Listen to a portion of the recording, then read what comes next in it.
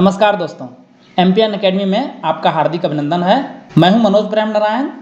प्रस्तुत है weekly current affair test series. इस वीडियो में हम लोग 17 से लेकर 23 मई 2020 के समसामयिक घटनाक्रम पर आधारित 30 महत्वपूर्ण मल्टीपल चॉइस क्वेश्चंस को हिंदी और इंग्लिश दोनों भाषाओं में व्याख्या के साथ हल करेंगे। पहला प्रश्न है, किस कार्यक्रम के अंतर्गत 12 direct to home DTH channel 1 से 12वीं तक के छात्रों के लिए घरों में ही पाठ्यक्रम वीडियो उपलब्ध कराएंगे। 12 direct to home DTH channels for 1 to 12th class will start beaming lessons right into students home under which programme? The right answer is option number B, प्रधानमंत्री ई विद्या। प्रत्येक वर्ग के लिए एक चैनल होगा। इस कार्यक्रम के अंतर्गत देश के शीर्ष 100 उच्च शिक्षा संस्थान नए ऑनलाइन पाठ्यक्रम भी शुरू करेंगे।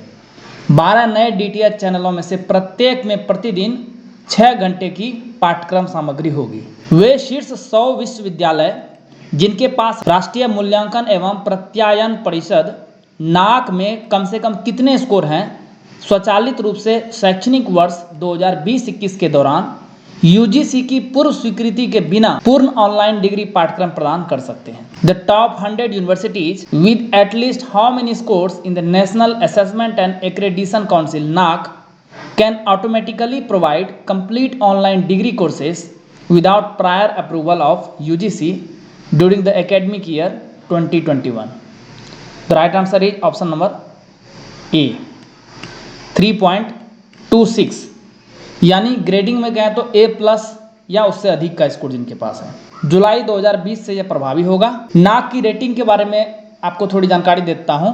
सबसे टॉप मोस्ट रेटिंग है A++ और उसके लिए स्कोर होता है 3.51 से लेके 4.00 तक। उसके बाद सेकेंड नंबर पर है A+ जिसकी रेटिंग होती है 3.26 से लेके 3.50 तक। उसके बाद है A 3.01 से लेके 3.25 तक। इसी प्रकार से और नीचे घटते क्रम में चले जाइए। शीर्ष 100 विश्वविद्यालयों की चर्चा जो हो रही है उसमें national institutional ranking framework NIRF के रैंकिंग के हिसाब से 100 विश्वविद्यालय की चर्चा की गई है। इसमें 30 मई 2020 से स्वचालित रूप से ऑनलाइन पाठ्यक्रम शुरू करने की घोषणा इस वर्ष के केंद्रीय बजट में की गई थी। हाल ही में किसके द्वारा एक ऑनलाइन डैशबोर्ड राष्ट्रीय प्रवासी सूचना प्रणाली NMIS को विकसित किया गया है? Recently, an online dashboard, National Migrant Information System (NMIS) has been developed by. The right answer is option number D, राष्ट्रीय आपदा प्रबंधन प्राधिकरण NDMA। कोविड-19 के मद्देनजर प्रवासियों के आगमन के बारे में सूचना प्राप्त करने और सभी राज्यों में फंसे हुए प्रवासियों के आगमन सुगम बनाने के लिए यह ऑनलाइन पोर्टल प्रवासी कामगारों के बारे में केंद्रीय कोष बनाएगा और उनके मूल स्थानों तक उनकी यात्रा को सुचारू बनाने के लिए अंतर्राज्यीय संचार और तालमेल में मदद करेगा। इसका एक अतिरिक्त लाभ संपर्क में आने वालों का पता लगाने यानी कॉन्टैक्ट ट्रेसिंग के रूप में भी होगा, जो कोविड-19 से निपटने के लिए की जा रही कार्रवाई में भी उपयोगी साबित होगा। किस कंपनी द्वारा 40,000 करोड़ रुपये के कर्ज चुकाने के लिए 3 दशकों में पहला शेयर राइट्स इश्यू लाने की घोषणा की गई है? Which company has announced the launch of the first share right issues in 3 decades to repay a debt of 40,000 crore rupees? The right answer is option number A, Reliance Industries Limited द्वारा 20 मई को सार्वजनिक कर दिया गया। अपने प्रस्तावित rights issue के माध्यम से प्राप्त धन में से लगभग 40,000 करोड़ रुपए का ऋण चुकाने का लक्ष्य निर्धारित किया गया है, जिनकी कीमत 53,125 करोड़ रुपए है। यह भारत का अब तक का सबसे बड़ा लिक्विडिटी फंड है। राइट्स इश्यू कंपनी की बैलेंस शीट को जीरो नेट डेब्ट बनाने के लिए कंपनी की रणनीति का एक हिस्सा है। राइट्स इश्यू मौजूदा शेयर धारकों के लिए उनके मौजूदा शेयर होल्डिंग के अनुपात में किए गए शेयरों की पेशकश है। कंपनियां अक्सर बाजार मूल्य के छूट पर राइट्स इश्यू में शेयरों की पेशकश करती है। हाल ही में चर्चा में रहे ट्रोग्लोमीज ट्विटरी क्या है? What is Troglomys twitteri which has been in the news recently? The right answer is option number C, परजीवी कवक पैरासिटिक फंगस। माइकोकीज पत्रिका में प्रकाशित एक हालिया अध्ययन के अनुसार शोधकर्ताओं ने ट्विटर पर इस नई प्रजाति की खोज की है, इसलिए इसका नाम ट्विटरी है लास्ट में। डेनमार्क के कोपनहेगन विश्वविद्यालय में प्राकृतिक इतिहास संग्रहालय से संबद्ध जीव विज्ञानी एवं एसोसिएट प्रोफेसर एना सोफिया रोबेलेरा जब अपने ट्विटर पर स्क्रॉल कर रही थी तब उन्हें नॉर्थ अमेरिकन मिलीपीड की एक तस्वीर दिखी। किस राज्य से होकर गुजरने वाले प्रवासी मजदूरों के लिए हाल ही में चरण पादुका अभियान शुरू किया गया है? Charan Paduka campaign has recently been launched for migrant labourers passing through which state? The right answer is option number D, Madhya Pradesh. इस अभियान के तहत नंगे पैर जाने वाले प्रवासी मजदूरों को उनके पैरों के दर्द को कम करने के लिए जूते एवं चप्पल प्रदान किए जा रहे हैं। इंदौर के राऊ पुलिस स्टेशन से शुरू हुआ यह अभियान अधिकांश स्थानों पर मध्य प्रदेश पुलिस द्वारा चलाया जा रहा है। Tadoba Andhari tiger reserve TATR किस राज्य में स्थित है? In which state is the Tadoba Andhari tiger reserve TATR located? The right answer is option number C, Maharashtra में, और वहाँ भी चंद्रपुर जिले में। तादोबा वन्यजीव अभयारण्य को वर्ष 1955 में राष्ट्रीय उद्यान घोषित किया गया था और अंधारी वन्यजीव अभयारण्य को 1986 में राष्ट्रीय उद्यान घोषित किया गया था। यह महाराष्ट्र का सबसे पुराना और सबसे बड़ा राष्ट्रीय उद्यान है। न्यूज में क्यों है? एक सर्वेक्षण में रिजर्व में 1727 वर्ग किलोमीटर को कोर एवं बफर क्षेत्रों में 115 बाघों तथा 151 तेंदुओं की उपस्थिति दर्ज की गई है। MSME क्षेत्र को सहारा देने के लिए रीस्टार्ट कार्यक्रम किस राज्य सरकार द्वारा शुरू किया गया है? Which state government has started the restart programme to support the MSMEs sector? The right answer is option number D, Andhra Pradesh. इस कार्यक्रम से MSMEs की 98,000 इकाइयों को लाभ होने की उम्मीद जताई गई है, जो 10 लाख से अधिक लोगों को रोजगार प्रदान करती है। इसके अंतर्गत MSME सेक्टर के पुनरुद्धार के लिए आंध्र प्रदेश सरकार 1,100 करोड़ रुपये खर्च करेगी। वीडियो के जरिए KYC स्वीकार करने वाला देश का पहला बैंक कौन बन गया है? Who has become the first bank in the country to accept KYC through video? The right answer is option number D, Kotak Mahindra bank. जनवरी 2020 में RBI ने KYC यानी नो योर कस्टमर के नियमों में बदलाव कर ग्राहकों को वीडियो आधारित KYC की अनुमति दी थी। बैंक के डिजिटल बैंकिंग प्लेटफॉर्म कोटक 811 पर बचत खाता खोलने के लिए इसका इस्तेमाल किया जा सकता है। यह प्राइवेट सेक्टर का पहला भारतीय बैंक है जो जीरो कॉन्टैक्ट यानी संपर्क रहित ऑन बोर्ड सेवा ऑफर कर रहा है। स्टार्टअप को बढ़ावा देने के लिए हाल ही में किस राज्य सरकार द्वारा साइबर स्पेस एक्सेलरेटर लॉन्च किया गया है? Which state government has recently launched cyber space accelerator to promote startups? The right answer is option number B, Karnataka. राज्य के 21 स्टार्टअप को बढ़ावा देने के लिए कर्नाटक के centre of excellence on cyber securities द्वारा भारत में स्टार्टअप के लिए पहला साइबर सुरक्षा एक्सेलरेटर शुरू किया गया है। सेंटर ऑफ एक्सीलेंस का मुख्य उद्देश्य साइबर सहयोग, उभरते कौशल अंतराल, साइबर जागरूकता के उभरते प्रौद्योगिकी क्षेत्र में जागरूकता और बढ़ावा नवाचार के लिए साइबर सुरक्षित और अनुकूल वातावरण को बढ़ावा देना है। माउंट हैरियट नेशनल पार्क कहाँ स्थित है? Where is Mount Harriet National Park located? The right answer is option number D, Andaman और निकोबार। वहाँ भी दक्षिण अंडमान में। माउंट हैरियट 383 मीटर ऊंचा इस पार्क का हिस्सा है। अंडमान और निकोबार द्वीप समूह में तीसरी सबसे ऊंची चोटी है। यहाँ उत्तरी अंडमान में स्थित सैंडल पीक जिसकी ऊंचाई है 732 मीटर सबसे ऊंची चोटी तथा दूसरी सबसे ऊंची चोटी ग्रेट निकोबार में स्थित माउंट थुल्लियर 568 मीटर है। न्यूज में क्यों है?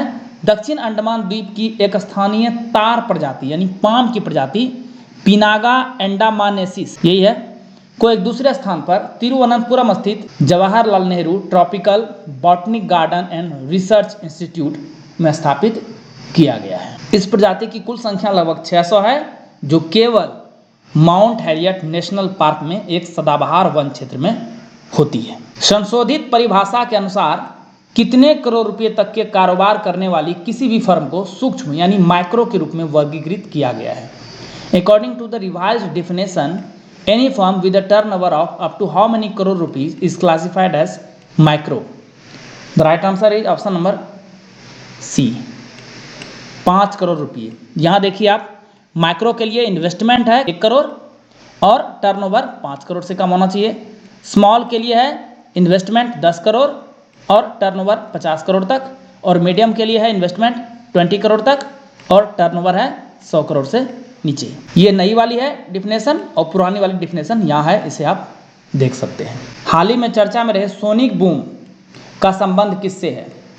Sonic boom which was in news recently is associated with which of the following? The right answer is option number C, ध्वनि ऊर्जा, साउंड एनर्जी। जब कोई वस्तु ध्वनि की गति से अधिक तेजी से हवा के माध्यम से यात्रा करती हुई शॉक वेव्स बनाती है तो उसे सोनिक बूम के रूप में जाना जाता है। इस प्रक्रिया में ऊर्जा का विशाल उत्सर्जन आमतौर पर ध्वनि के रूप में हो सकता है, जिसमें गरज के समान एक तेज विस्फोट होता है। सोनिक बूम एक निरंतर ध्वनि है जिसे सुपरसोनिक गति से यात्रा कर रहे विमान द्वारा उत्सर्जित किया जाता है। यदि विमान कम ऊंचाई पर उड़ रहा है तो सोनिक बूम से भूकंप आने और कांच के टूटने के समान झटके लग सकते हैं। न्यूज में क्यों है? बेंगलुरु में 20 मई को एक सुपरसोनिक प्रोफाइल से युक्त इंडियन एयरफोर्स टेस्ट फ्लाइट से निकली सोनिक बूम, ये तस्वीर देखिए आप, यही है सोनिक बूम का नज़ारा, ने शहरवासियों को आश्चर्यचकित कर दिया। 21 मई को मनाए जाने वाले अंतर्राष्ट्रीय चाय दिवस का कौन सा संस्करण 2020 में मनाया गया? Which edition of the international T day celebrated by the United Nations on May 21 was celebrated in 2020?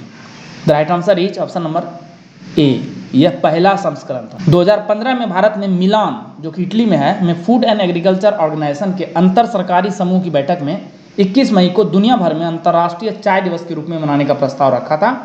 परिणामतः 15 दिसंबर 2019 को संयुक्त राष्ट्र ने 21 मई को अंतर्राष्ट्रीय चाय दिवस के रूप में घोषित किया।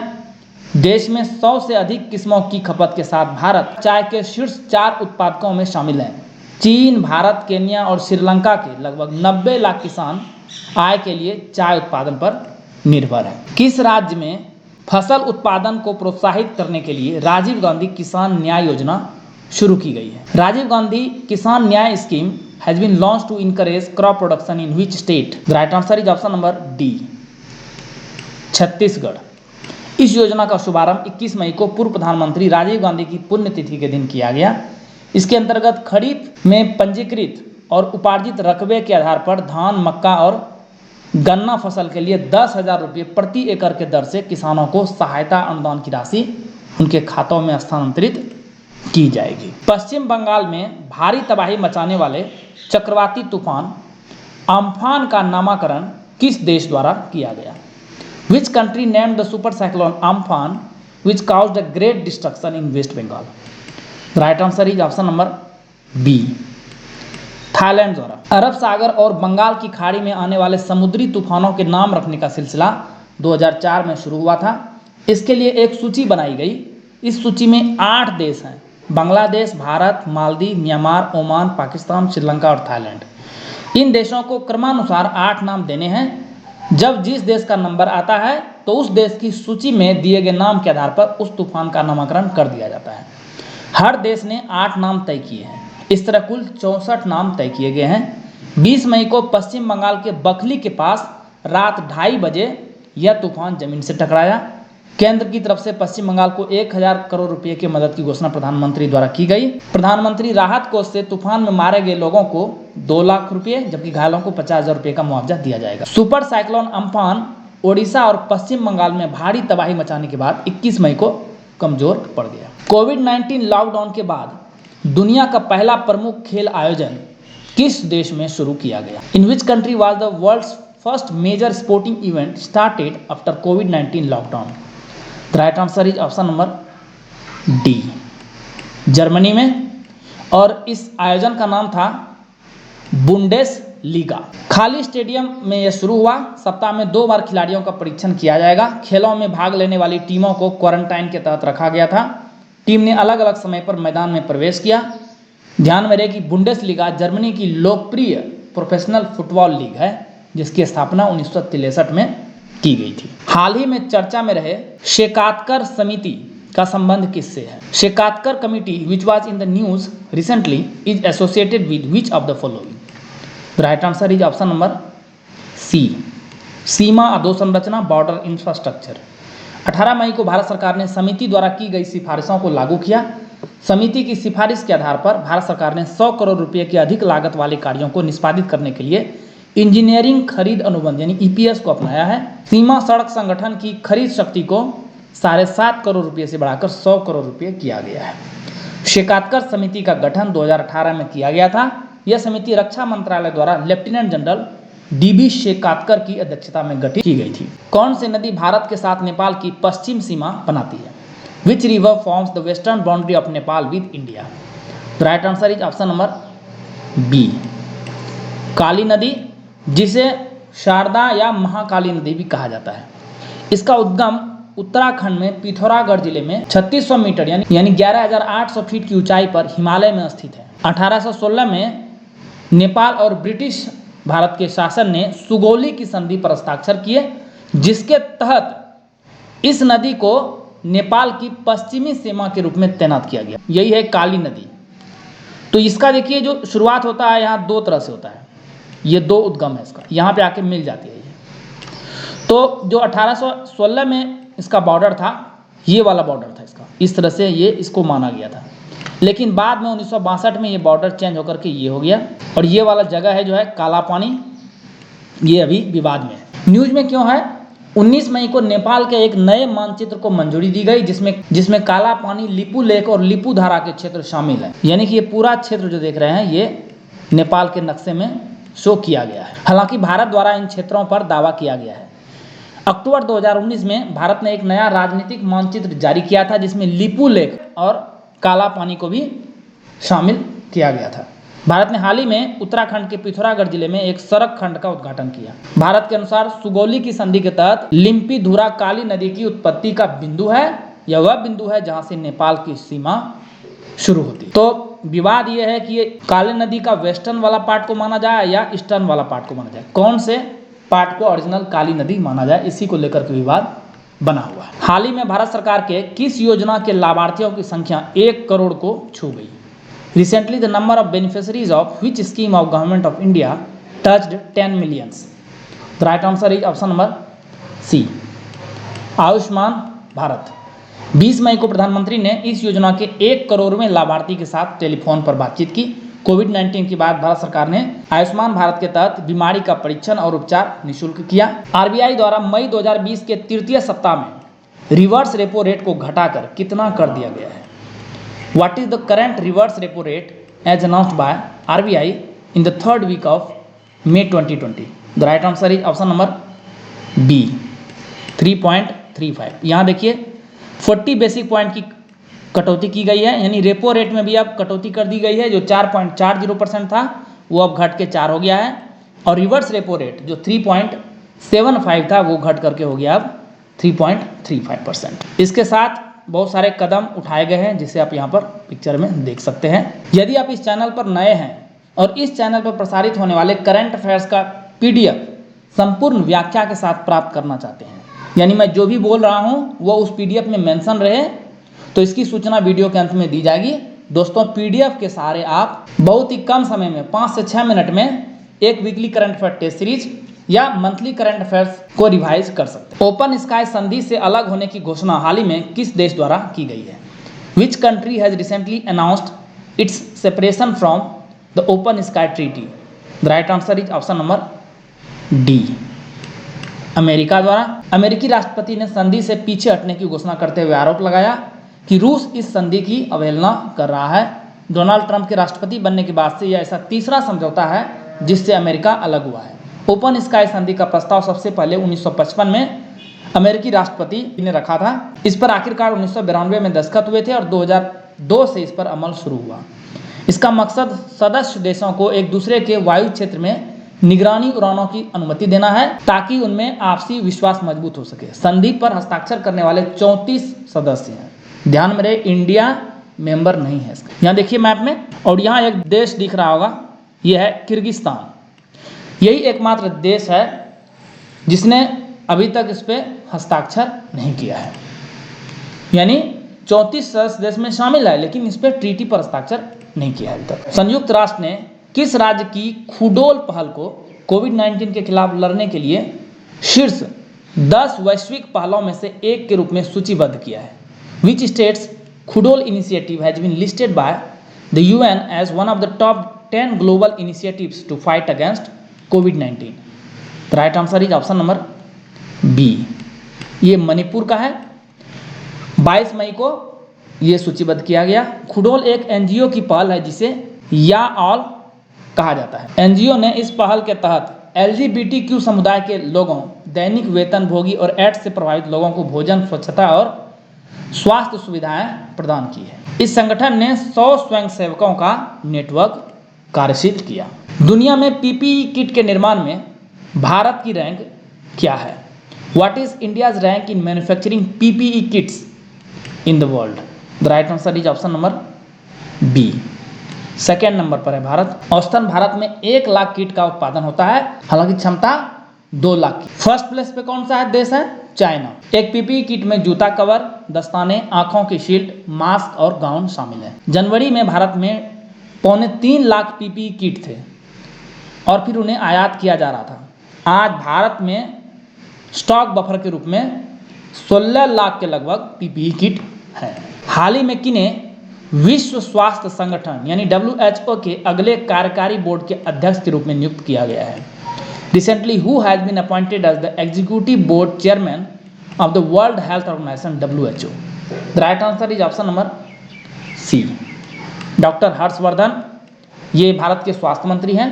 इन्होंने कार्यभार 22 मई को संभाल लिया। जापान के डॉक्टर हिरोकी नाकाटानी के स्थान पर बोर्ड के अध्यक्ष नियुक्त किए गए हैं।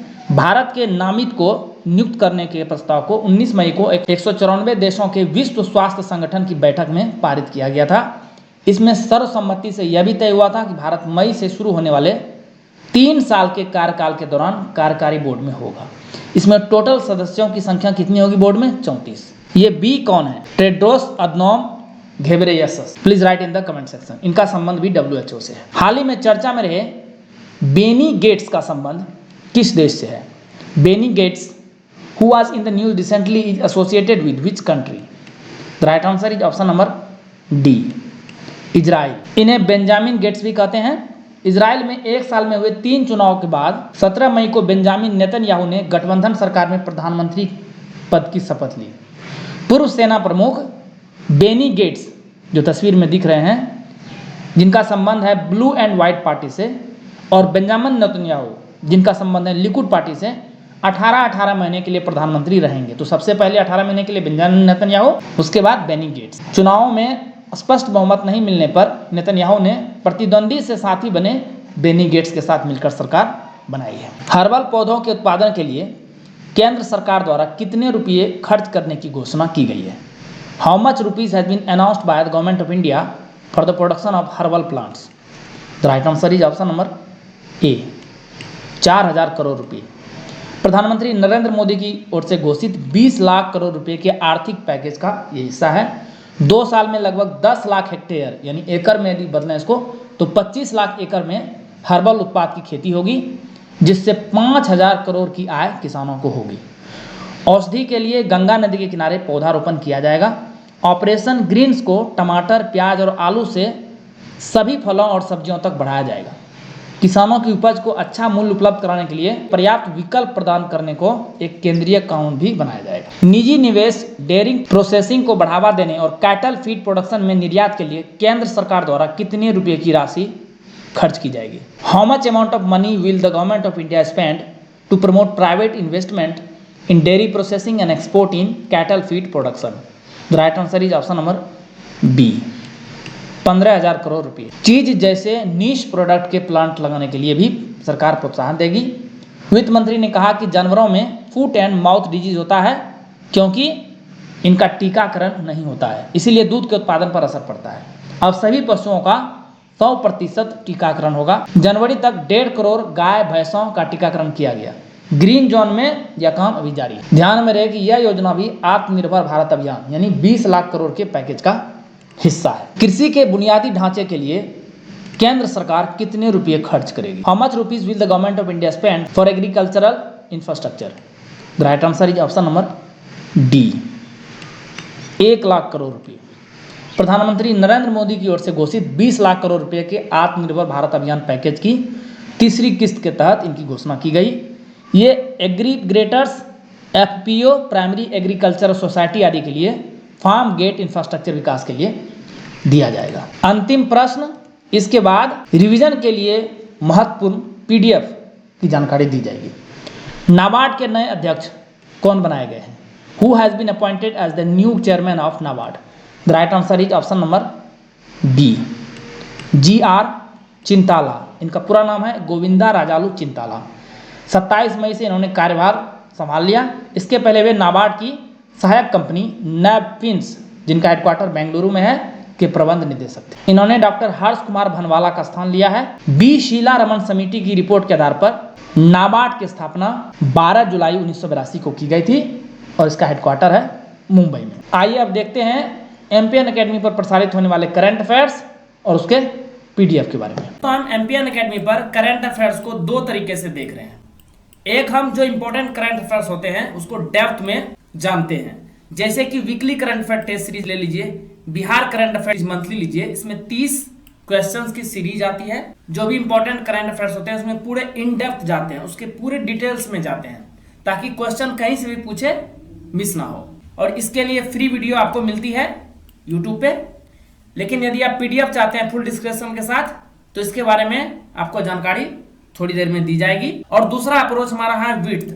कई बार ऐसे करंट अफेयर्स होते हैं जो कि देखने में छोटे लगते हैं, जो कि इंपॉर्टेंट उतने नहीं होते हैं, लेकिन एग्जामिनेशन में कई बार दिखाई पड़ जाते हैं। उसके लिए हमने monthly current affairs short notes की एक सीरीज बना के रखी हुई है। और बिहार करंट अफेयर्स में भी चलते चलते वाला जो सेक्शन है, लेकिन इसकी वीडियो नहीं आती है, ये पीडीएफ एक्सक्लूसिव है पैड व्हाट्सएप ग्रुप के लिए। हमारे टेलीग्राम चैनल पे भी आप जुड़ सकते हैं। एमपीएन एकेडमी सर्च करेंगे टेलीग्राम में, तो वहां आपको रिसेंट अपडेट्स नोटिफिकेशन मिल जाएंगे। तो चलिए आइए चर्चा करते हैं कि इसका पीडीएफ कैसे प्राप्त कर सकते और कैसे हमारे पैड व्हाट्सएप ग्रुप से जुड़ सकते हैं। संपूर्ण व्याख्या के साथ पीडीएफ आपको मिलेगा और डिस्क्रिप्शन इसका हिंदी में रहेगा, लेकिन प्रश्न हिंदी इंग्लिश दोनों बायलिंगुअल रहेगा। इसके लिए कुछ सहायता शुल्क है, हेल्पिंग फी है, लेकिन ये आपको 13 मंथ्स के लिए मिलेगा। दिसंबर 2019 से शुरू होकर के दिसंबर 2020 के लिए। सिर्फ यदि आप बिहार करंट अफेयर्स चाहते हैं, जिसमें बिहार इकोनॉमिक सर्वे, बजट और मंथली बिहार करंट अफेयर्स होगा, इन 13 महीनों के लिए, तो उसके लिए 300 रुपये चार्ज है। Weekly current affair test series जो हर एक संडे को शाम को 6 बजे आती है, इसमें नेशनल और इंटरनेशनल न्यूज को कवर किया जाता है, उसके लिए PDF 400 rupees. Weekly current affair test series साथ साथ में मंथली करंट अफेयर जो कि सिर्फ हिंदी में आती है, तो ये भी आपको उपलब्ध हो जाएगा पीडीएफ। और ये सेक्शन है नेशनल और इंटरनेशनल के लिए, इसमें बिहार शामिल नहीं है, 500 रुपये। और weekly current affair test series, monthly current affairs जो कि नेशनल इंटरनेशनल का हिंदी वर्जन, और बिहार करंट अफेयर्स यदि आपको पूरा पैकेज चाहिए तो 600 रुपीज। दोस्तों ये एक बहुत ही मामूली शुल्क है, साल भर का आपको मिल रहा है 13 महीने का। ये बहुत जरूरी था चैनल के ग्रोथ के लिए। हम चाहते हैं कि आपके लिए और अच्छे क्वालिटी कंटेंट तैयार कर सकें, तो इसीलिए ये इसकी व्यवस्था की गई है। बैंकिंग डिटेल, इसका आप स्क्रीनशॉट ले लीजिएगा, डिस्क्रिप्शन बॉक्स में भी ये सारी डिटेल्स मैं दे दूंगा। बैंकिंग डिटेल है प्रियंका कुमारी के नाम से, जिस यहाँ पर आई नहीं है, ध्यान रखिएगा इसको। FC code, account number, phone पे, पेटीएम, यूपीआई, गूगल पे के थ्रू से भी ऑनलाइन ट्रांजैक्शन कर सकते हैं। एक ही नंबर है 7366005556, व्हाट्सएप नंबर भी है। आप ट्रांजैक्शन करके स्क्रीनशॉट को भेज दीजिए इस पर, आपको व्हाट्सएप पे ही पीडीएफ मिलना शुरू हो जाएगा। कृपया करके व्हाट्सएप पे अपना नाम और आप कहां से हैं, बिलोंग करते हैं, ये भी जरूर मेंशन कर दीजिए। Please write down your score in the comment section. Thank you very much for watching the video.